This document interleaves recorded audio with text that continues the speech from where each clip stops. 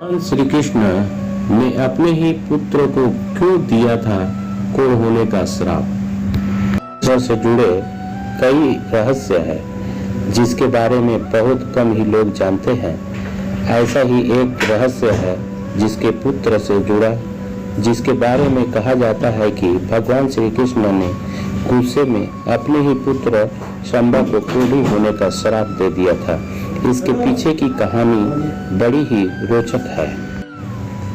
वैसे तो श्री कृष्ण की कई रानियां थी, जिसमें से एक जामवंत की पुत्री जामवंती भी थी। श्री कृष्ण और जामवंती के विवाह के पीछे भी एक कहानी है।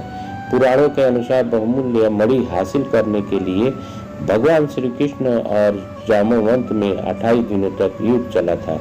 युद्ध के दौरान जब जामवंत ने कृष्ण के असली रूप को पहचान लिया तो उन्होंने मणि समेत अपनी पुत्री जामवंती का हाथ भी उन्हें सौंप दिया।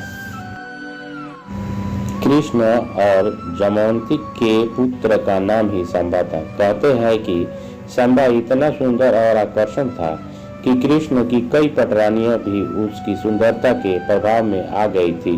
कहते हैं कि शंबा के रूप से प्रभावित होकर एक दिन श्री कृष्ण की एक रानी ने शंबा की पत्नी का रूप धारण कर उसे आलिंगन में भर लिया, लेकिन ऐसा करते हुए श्री कृष्ण ने उसे दोनों को देख लिया। इस बात से गुस्सा होकर श्री कृष्ण ने शंबा को कोढ़ी हो जाने का श्राप दे दिया। पुराणों के अनुसार महर्षि कटक ने शंबा को कोढ़ से मुक्ति का उपाय बताते हुए सूर्यदेव की उपासना करने को कहा। उसके बाद शंबा ने चंद्रभागा नदी के किनारे मित्रवन में सूर्यदेव का एक मंदिर बनाया और 12 सालों तक सूर्यदेव की कड़ी तपस्या की।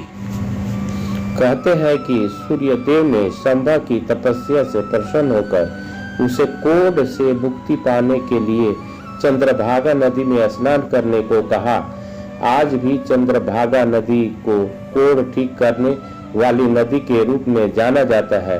मान्यता है कि इस नदी में स्नान करने वाले व्यक्ति कोढ़ जल्दी ठीक हो जाता है।